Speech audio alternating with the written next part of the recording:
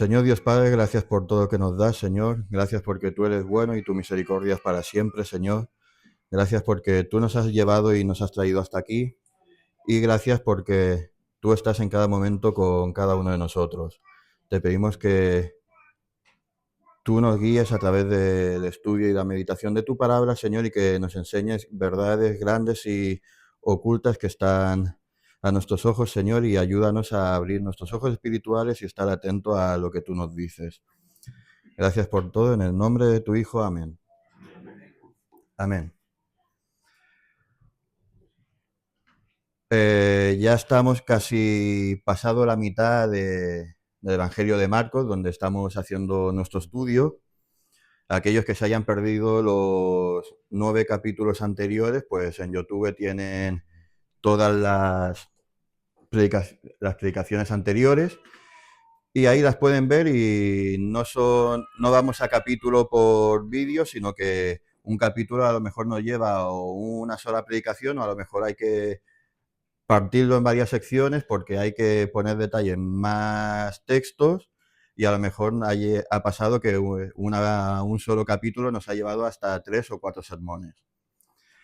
En este vamos a avanzar bastante en el capítulo 9 de Marcos y vamos a seguir por donde lo dejamos, es decir, vamos a leer Marcos 9, del versículo 14 hasta el versículo 32. Y luego seguiremos con Marcos 9, de 33 a 37. Lo leo yo y me vais siguiendo con la palabra. Dice: cuando llegó a donde estaban los discípulos, vio una gran multitud alrededor de ellos, y escribas que disputaban con ellos. Y enseguida toda la gente, viéndoles, se asombró, y corriendo a él les saludaron. Él les preguntó: ¿qué disputáis con ellos? Y respondiendo uno de la multitud dijo: Maestro, traje a ti mi hijo, que tiene un espíritu mudo, el cual donde quiera le toma y le sacude, y echa espumarajos, cruje los dientes y se va secando. Y dije a tus discípulos que lo echasen fuera y no pudieron. Y respondió él, les dijo: Oh generación incrédula, ¿hasta cuándo he de estar con vosotros? ¿Hasta cuándo os he de soportar? Traédmelo. Y se lo trajeron, y cuando el espíritu vio a Jesús, le sacudió con violencia al muchacho, quien cayendo en tierra se revolcaba, y echando espumarajos, Jesús le preguntó al padre: ¿cuánto tiempo hace que le sucede esto? Y él dijo: desde niño. Y muchas veces se echa fuego y en el agua para matarle. Pero si puedes hacer algo, ten misericordia de nosotros y ayúdanos. Jesús dijo: si puedes creer, al que cree todo es posible. E inmediatamente el padre del muchacho clamó y dijo: creo, ayuda a mi incredulidad. Y cuando Jesús vio que la multitud se agolpaba, reprendió al espíritu inmundo, diciéndole: espíritu mudo y sordo, yo te mando, sal de él, y no entres más en él. Entonces el espíritu, clamando y sacudiéndole con violencia, salió, y él quedó como muerto, de modo que muchos decían: está muerto. Pero Jesús, tomándole de la mano, le enderezó y se levantó. Y cuando él entró en casa, sus discípulos le preguntaron aparte: ¿por qué vosotros no pudimos echarle fuera? Y él les dijo: este género con nada puede salir sino con oración y ayuno. Y habiendo salido de ahí, caminaron por Galilea, y no querían que nadie lo supiese, porque enseñaba a sus discípulos y les decía: el Hijo del Hombre será entregado en manos de los hombres, y le matarán, pero después de muerto resucitará al tercer día. Pero ellos no entendían la palabra y tenían miedo de preguntarle. Y llegó a Capernaum y estuvo en casa. Y les preguntó: ¿qué disputáis entre vosotros en el camino? Mas ellos callaron, porque en el camino habían disputado entre sí quién había de ser el mayor. Entonces él se sentó y tomó a los 12 y les dijo: si alguno quiere ser el primero, sea el último de todos y el servidor de todos. Y tomó a un niño y lo puso en medio de ellos. Y tomándole en sus brazos les dijo: el que reciba en mi nombre a un niño como este, me recibe a mí. Y el que a mí me recibe, no me recibe a mí, sino al que me envió. Amén. Es una porción un poco larga, lo voy a sintetizar todo al máximo para que no nos lleve más de 1 hora y media. Es broma, pero sí que no es broma, que lo he sintetizado mucho. También en el tema de las posesiones, el mundo espiritual y todo, tampoco voy a entrar mucho en ello porque ya lo hicimos en las predicaciones anteriores de Marcos, donde también estuvimos viendo ejemplos a día de hoy donde las posesiones y las fuerzas de las tinieblas seguían manifestándose, con noticias y todo que estuvimos viendo. Pero ahora este no es el tema fundamental de estos 3 puntos. Cuando hay que dividir una sección o un capítulo largo, siempre intentamos, los que estamos aquí delante, que todo lleve a un mismo punto. De hecho, el título del sermón de esta mañana es que Jesús es fiel y suple, que un poco tiene que ver a todo lo que hemos leído, pero a medida que vayamos avanzando veremos cómo esta verdad se hace más presente en nuestras vidas.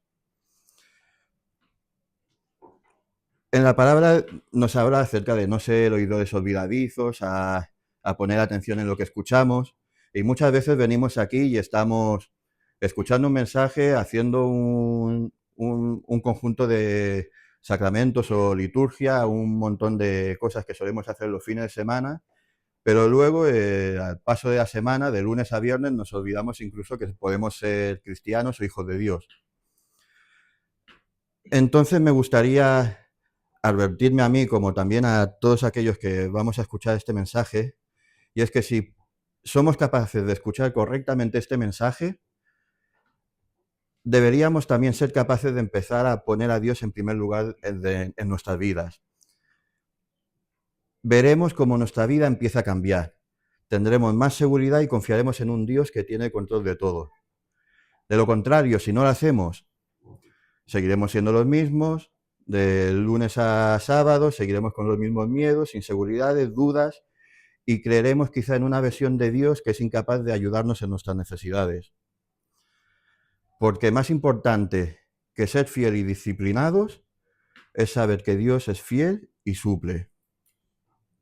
Tenemos en la Biblia múltiples ocasiones donde podemos ver un factor común, que es que Dios desciende. Vemos como Dios desciende en Babel y juzga, como Dios defendió a Sinaí, y luego más adelante el pueblo se vio que estaba siendo infiel y fue juzgado también. Vemos en el capítulo anterior, al primero del capítulo 9, vemos como Dios desciende y Jesús en el monte es transfigurado. Y ahora vemos que Jesús desciende del monte, Jesús desciende de la transfiguración, y vemos otra vez nuevamente, como en los mismos patrones de la Escritura, que el hombre sigue siendo infiel, incrédulo, y que cuando la gente está perdido en rituales, palabrerías, en discusiones, cuando todo parece estar perdido, Dios sigue siendo fiel. Y es quien viene a nuestro encuentro y no nosotros a Él. Dios desciende, nos defiende, nos guarda y con poco hace mucho. Jesús es el único que es capaz de multiplicar. Jesús, con nuestra poca fe, nos enseña a confiar y al final en nuestras vidas muchas veces veremos que lo que suponía una montaña para nosotros, un gran problema, si confiamos en Jesús, con Jesús sí se puede. Corrie ten Boom, una hermana nuestra hace muchos años que estuvo viviendo en la época nazi y acabó en campos de concentración, dijo la siguiente frase: nunca tengas miedo de confiar tu futuro desconocido a un Dios conocido. Y estamos hablando de una situación donde todo aquel que entraba al campamento, pocos salían de ahí. Y luego tampoco nos olvidemos de una lección de las más importantes que vamos a ver en el texto, es que para ser como Jesús, debemos también servir como Jesús sirvió. Muchas veces, mientras hacía el sermón, me estaba preguntando cuántas veces nos habremos topado con situaciones que no hemos podido superar o nos han superado en nuestras vidas. O cuántas veces nos hemos topado también con barreras espirituales, con esos pecados recurrentes, con ese miedo que nos impide avanzar y tomar una decisión que puede parecer arriesgada, insegura. Pero para contestar a todas estas preguntas, para que tengamos éxito como cristianos, lo principal es que no debemos llenarnos ni de religión ni de tradición, sino nos tenemos que llenar de una relación personal con Cristo. Y aquí es cuando vamos a adentrarnos en los puntos principales de este estudio. He hecho un breve resumen al principio de todo lo que voy a decir, por si alguno se duerme, con que se vaya con lo que he dicho ahora, ya me voy conforme. Ahora, para aquellos estudiosos, para los que se tomen la vida cristiana en serio, pues que escuchen y vean lo que el Señor nos va diciendo. Lo primero que nos llama la atención en este primer pasaje, que entre comillas me he puesto como anotación incredulidad, burlas y una fe frágil, es que el Señor desciende, como he avanzado en la introducción.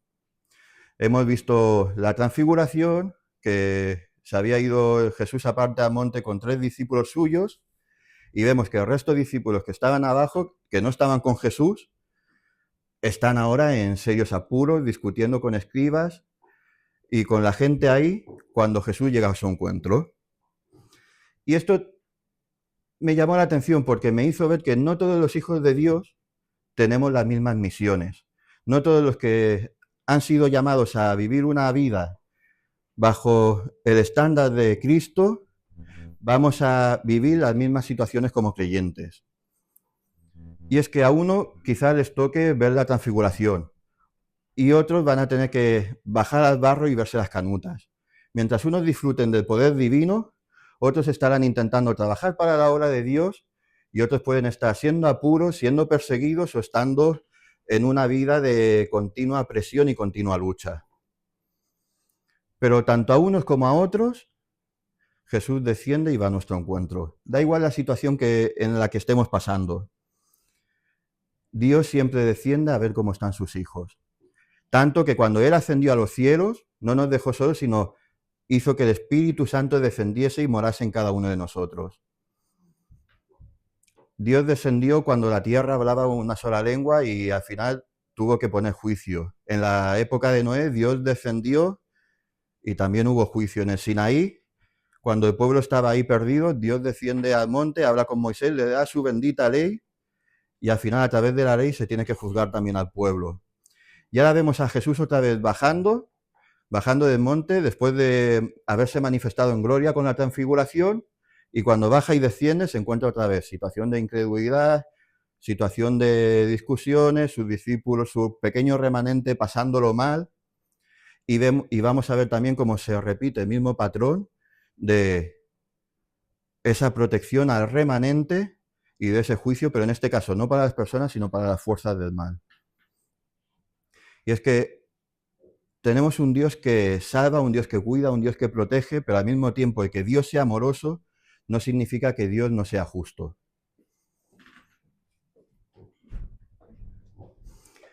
Lo bueno que como cristianos sabemos que esto no va a quedar así. Sabemos que Jesús va a descender por una última vez a juzgar el mal del mundo y a salvar a todos aquellos que hayamos creído en Él como nuestro Señor y Salvador. Cuando Jesús desciende, lo que pasa es evidente. La gente lo ve y va a su encuentro. Sabía que la gente, ya sea porque creían en Jesús o porque no, que donde Él estaba pasaban cosas. Que donde Él está las situaciones cambiaban, que los paralíticos caminaban, que los ciegos veían, los mudos hablaban, los demonios salían y hasta los pecados eran perdonados. Y muchas veces algo que se nos olvida es que Jesús nos envió a su Espíritu Santo para que las mismas cosas que Jesús hizo, nosotros también las podamos hacer. La relación con Dios y la confianza en Él es lo único que hace que nuestras vidas cambien y tengan un propósito, ya que si estamos con Dios y estamos alineados con su voluntad, no habrá nada que pueda detener el propósito de Dios en nuestras vidas. Confiaremos en su voluntad, tendremos un propósito y nuestras vidas serán distintas sabiendo que Dios es fiel y nos suple. Vemos que Jesús desciende, ve la situación, el Padre sale del encuentro de Jesús y le describe toda aquella situación.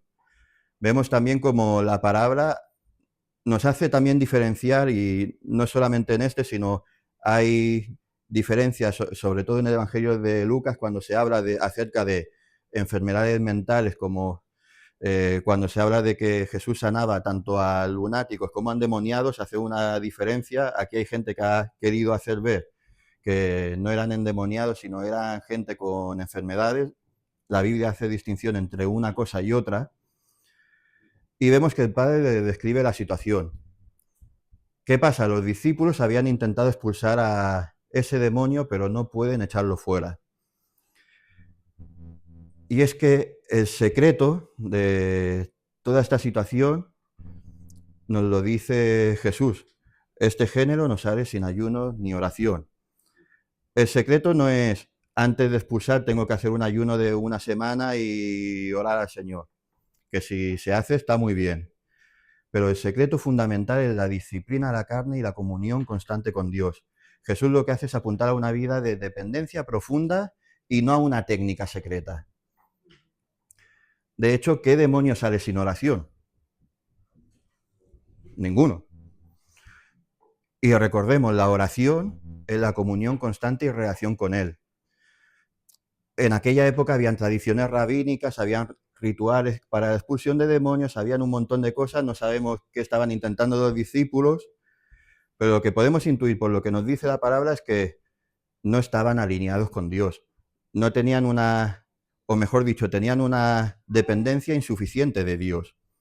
Y es que para la guerra espiritual, para vivir como hijos de Dios, lo que hace falta es poner a raya nuestros deseos, poner a raya nuestro propio yo y vivir una comunión constante con Dios.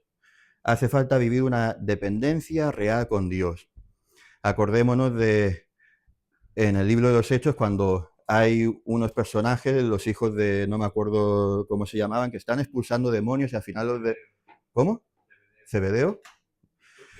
Le dicen los demonios, a ver, a Pablo le conocemos y a Jesús les conocemos, pero ¿vosotros quiénes sois? Y al final no acaba para ellos la situación bien.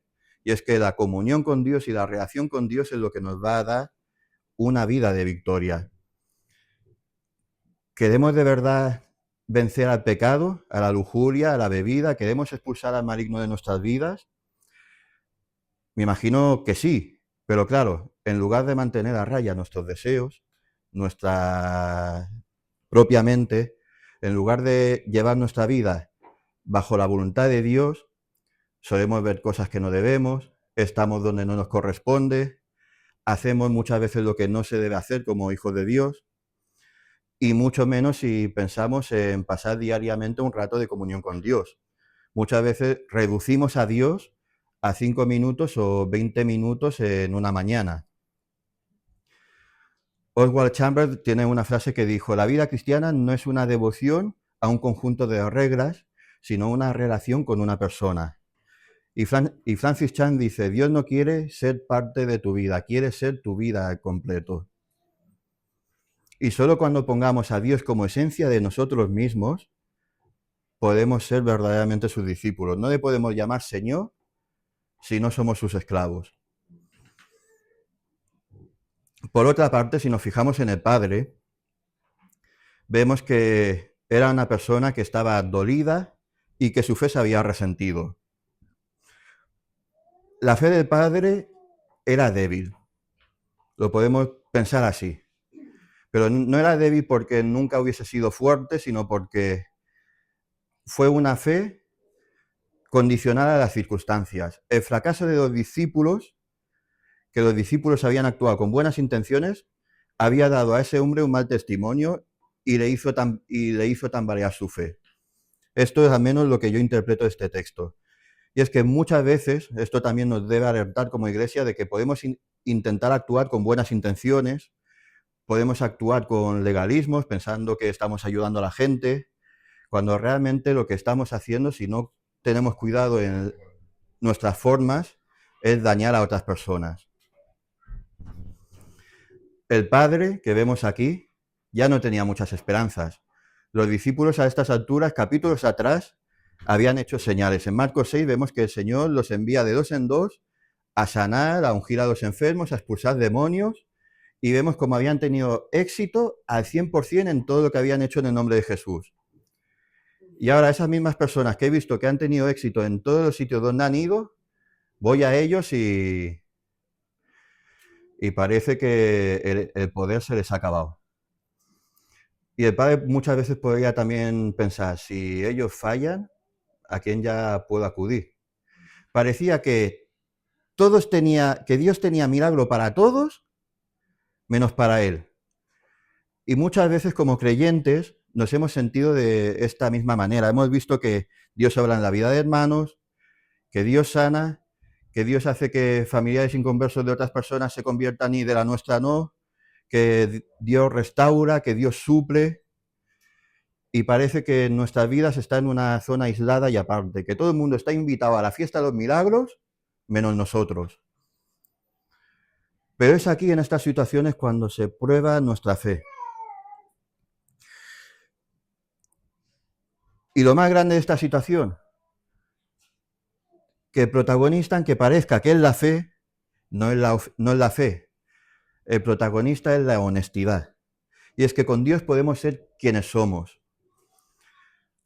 Cuando dice Jesús, si crees a que cree todo es posible, vemos que hay dos respuestas, que están unidas pero son dos distintas. Dice, Señor, yo creo.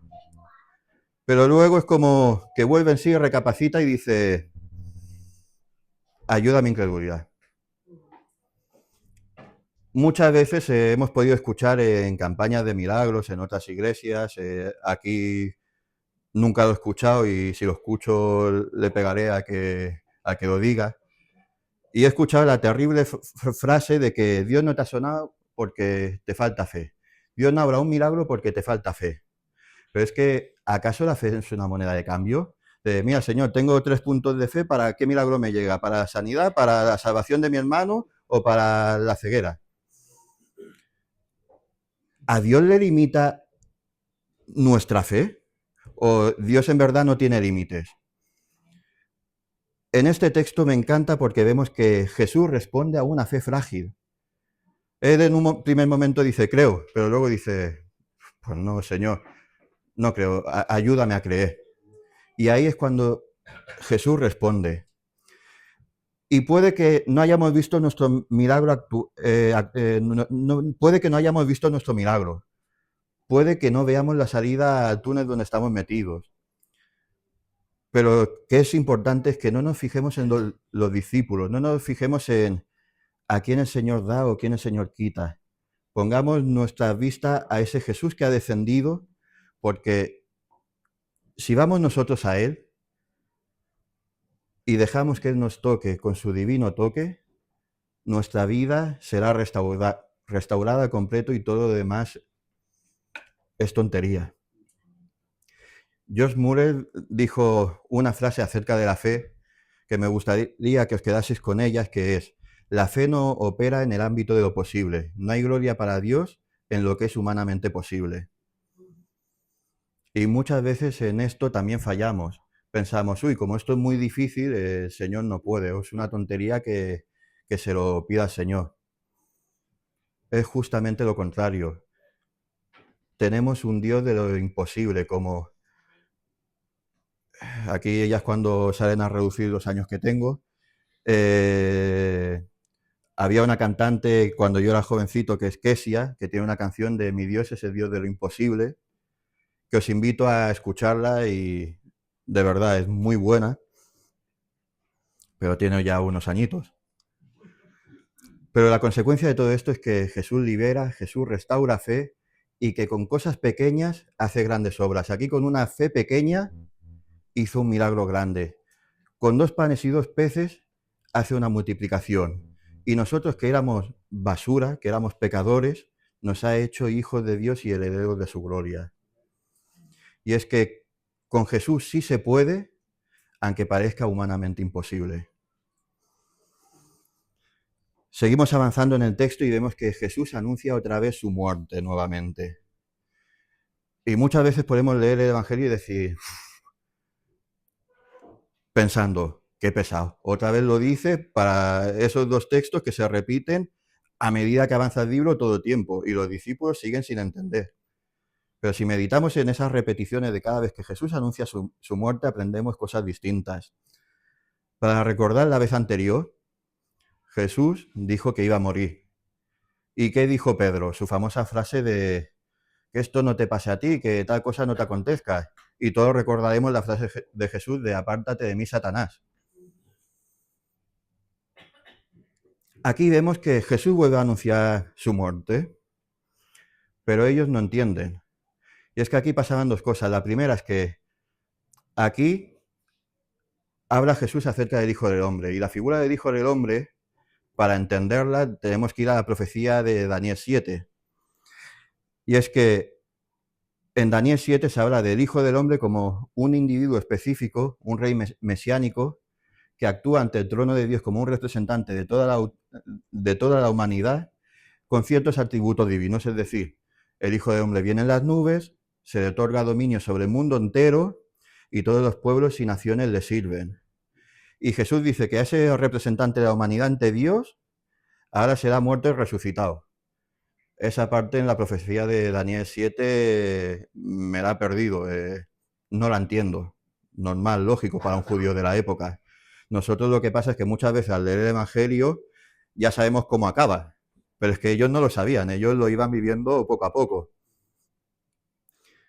Y por otra parte, si se refiere a Jesús, ¿cómo iba a morir nuestro Maestro, nuestro Mesías, el que restauraría la casa de David?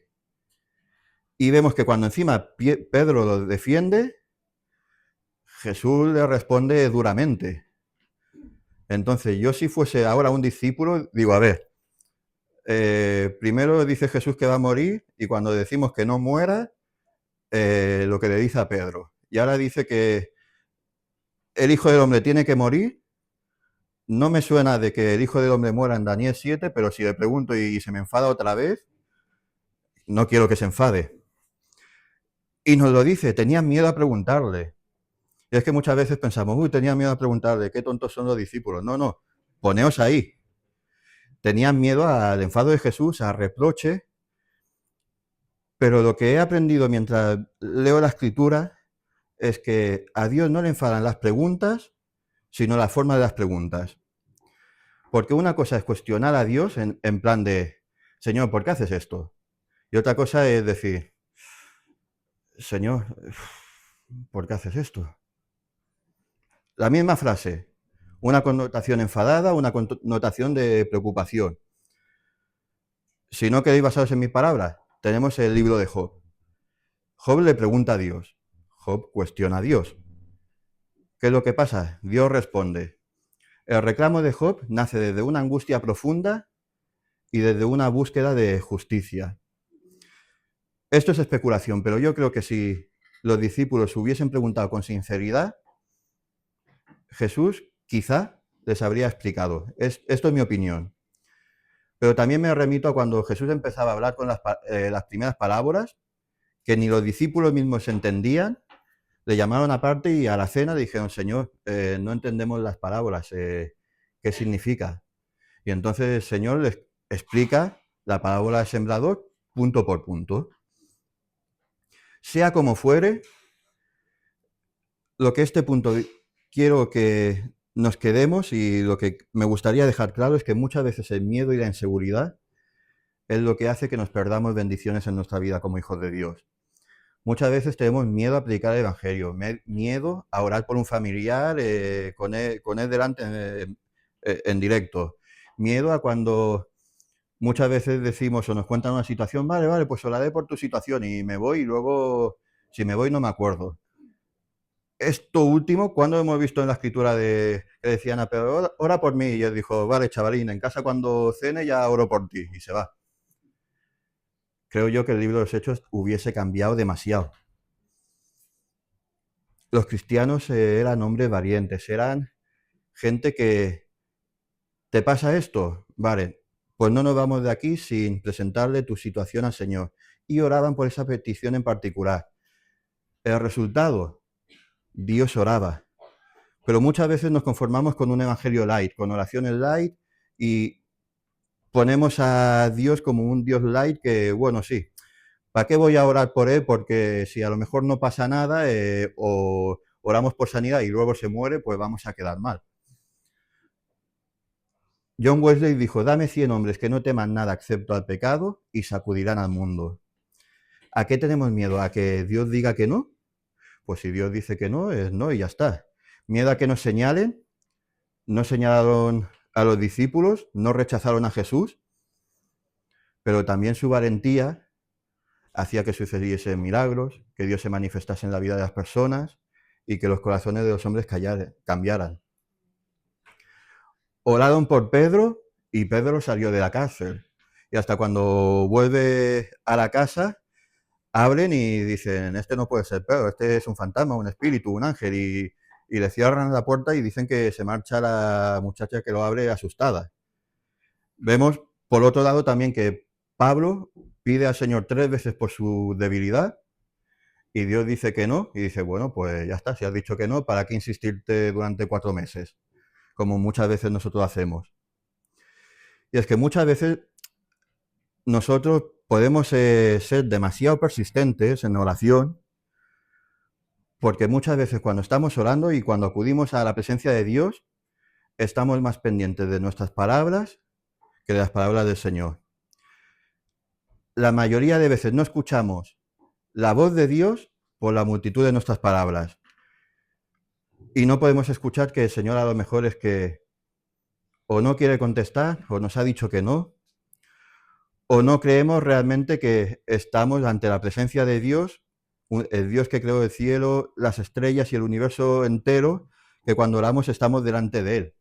Si tuviésemos la certeza en nuestra mente de que cuando estamos orando con Dios estamos delante de su trono y que el Señor nos escucha, con una sola vez yo creo que diríamos, bueno, Señor, he elevado mi pregunta, mi queja, mi petición a ti. Si tú ya no contestas, es que ya está. No hay que insistir más. Con esto no digo que no insistamos, que no seamos persistentes. Pablo lo hizo, el Señor Jesús lo enseña mediante parábolas, que hay que ser también persistentes en la oración, pero vigilemos también que nuestra insistencia no sea una falta de fe enmascarada o vaya nuestra petición en contra de la voluntad de Dios. Si nos llenamos de relación en lugar de tradición, veremos como todos nuestros miedos desaparecen. Para seguir con este tercer texto que vamos a tocar a continuación, vemos que lo que surge es un pequeño conflicto de interés. Están discutiendo acerca de, los que no se acuerdan ya del texto, de quién es el mayor de todos los discípulos, soy yo, no sé. Quizá podrían haber envidias por las preferencias de Pedro, Santiago y Juan cuando fueron a la transfiguración, de sí, es que ellos ahí arriba y yo aquí discutiendo con los fariseos de demonio este que no nos haría y ahora el malo soy yo. Quizá habían envidias también por aquellos discípulos que eran más cercanos a Jesús y otros no. Pero si lo analizamos, básicamente es una perspectiva mundana, una perspectiva de querer reconocimiento, y no entendían lo que veremos al final de todo, que el servicio y el sacrificio por los demás es lo que mayor impacto puede tener en nuestras vidas. Nosotros podemos tener envidia muchas veces de grandes servidores de Dios, de gente llena de conocimiento de Dios y de su espíritu. Muchas veces pensamos de, ¡guau! ¿Cómo me gustaría dar un sermón como Miguel Sucherén o Miguel Núñez? ¿O cómo me gustaría tener una congregación como Armando Alducin? ¿O cómo me gustaría como Pedro con mi sombra ir sanando a gente? O como Charles Spurgeon, que oraba no sé cuántas horas al día, pero una barbaridad. Yo no tengo ni tanto tiempo para orar tantas horas. O su madre, que esto el pastor lo puede decir más, que se levantaba a las 3 de la mañana o algo así, a orar hasta las 9. Yo si tengo suerte me levanto a las 3, pero es para ir al servicio. Y la pregunta que nos tenemos que hacer es, ¿acaso nosotros no podemos ser iguales que esas personas? ¿Acaso nosotros no tenemos el mismo Espíritu Santo que tienen estas personas? ¿Acaso no podemos vivir una cercanía con Dios igual que estas personas? ¿No tenemos el mismo espíritu? Lo que pasa aquí, que queremos estar al mismo nivel, pero viviendo nuestras vidas a nuestro antojo, queremos hacer milagros por una mano y por la otra mano llenarnos de basura, de miseria y viviendo como pecadores viles. Y cuando hablo de pecados, no quiero que imaginéis grandes pecados, asesinatos, pedófilos, cosas así espantosas, no. Para todos aquellos que estuvieron en el retiro haciendo tiro con arco, pecado es una palabra que se usaba en términos de caza, que era cuando el arquero apuntaba a la diana, soltaba la flecha y la flecha no daba a la diana y pasaba de largo. Entonces el arquero había pecado. No significa que hubiese apuntado mal, no significa que tuviese una mala actitud al disparar, significa que había fallado, que aquello que debía hacer no lo había hecho. Y si nos analizamos como hijos de Dios, cuando no hacemos lo que debemos hacer como hijos de Dios, estamos pecando. Es simple y sencillo. Y aquí los discípulos vemos que estaban más centrados en su ego que en su ministerio. Y de ahí que ellos lo sabían cuando Jesús les pregunta, ¿qué estabais discutiendo por el camino? Vemos que los discípulos callan por vergüenza. Si fuese una discusión sana o una discusión legítima, yo creo que se lo hubiesen preguntado a Jesús, oye, mira, que aquí la jerarquía la tenemos algo difusa, no nos organizamos bien, dime quién tiene que organizar el monedero, la ofrenda, quién tiene que hacer esto, y Jesús hubiese dicho, vale, pues os voy a dividir en grupos y y cada uno va a mandar y tú vas a cuidar de poner la mesa, tú vas a cuidar de lavar los platos y tú de la comida. Y se hubiese acabado. Pero no, los discípulos era el tema del ego, era el tema de estar por encima queriendo hacer menos posible. Y vemos que Jesús interviene en un lugar tranquilo, en persona con cada uno de ellos, y vemos que las palabras que dice Jesús no están destruyendo el liderazgo, sino enseña que la posición de liderazgo nace por medio de servicio. Y es que Dios no está en contra de los líderes, sino está definiendo en este texto los roles del reino de los cielos. La Madre Teresa fue muy drástica, creo yo, y dijo la famosa frase de que no vive para servir, no sirve para vivir. Bueno, me gusta más la frase de John Scott que dijo, el liderazgo cristiano no es el dominio, sino servicio.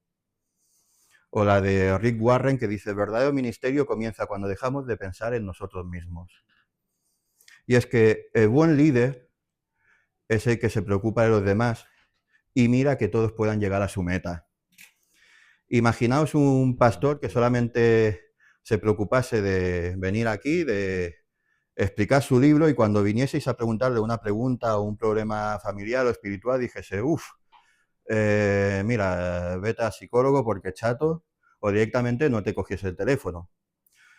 O para aquellos que no pueden imaginar esto, pues imaginémonos a un guía de montaña, que lo único que hiciese es preocuparse de que él llega bien a la cima, baja a refugio y le diesen igual los clientes o la gente que está guiando. Tendría una expedición, pero ya nadie le contrataría más. Y es que lo importante es el servicio hacia el más pequeño y eso es lo que va a traer grandes recompensas. Acordémonos un poco de aquí lo que hemos dicho de que la relación con Dios y la confianza en Él es lo que va a hacer que nuestras vidas cambien y tengan propósito. Ya que si estamos con Dios y alineados a su voluntad, no habrá nada que nos pueda detener el propósito de Dios en nuestras vidas. Confiaremos en su voluntad, tendremos propósito y nuestras vidas serán distintas sabiendo que Dios es fiel y suple.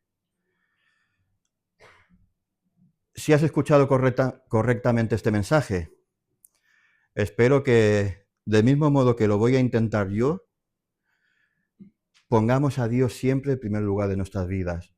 Si hacemos esto, veremos cómo nuestra vida empieza a cambiar, tendremos más seguridad, confiaremos en un Dios que tiene en control de todo. De lo contrario, si no escuchamos correctamente este mensaje, si nos entra por un oído y sale por el otro, vamos a seguir viviendo nuestra vida como hasta el día de hoy, hasta esta mañana a las 11. Seguiremos con los mismos problemas, miedos, inseguridades, dudas y creemos en una versión de Dios amoldada a nuestra forma de pensar e incapaz de manifestarse grandemente en nuestra vida. Por lo tanto, os invito a acercaros a vivir una relación con Jesús como auténtico Señor de la vida.